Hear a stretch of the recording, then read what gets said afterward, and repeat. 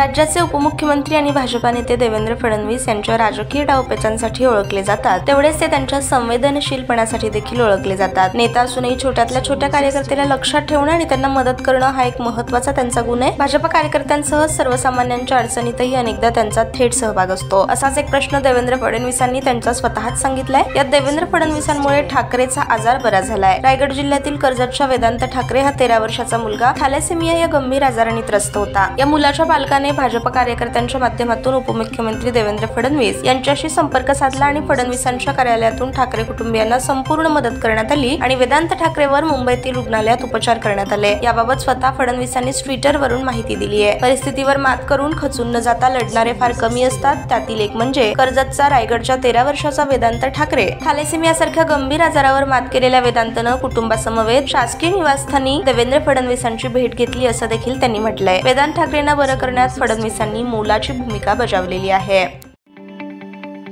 ताज्या बातम्या पाहण्यासाठी प्राईम महाराष्ट्र न्यूज चॅनलला सबस्क्राईब करा।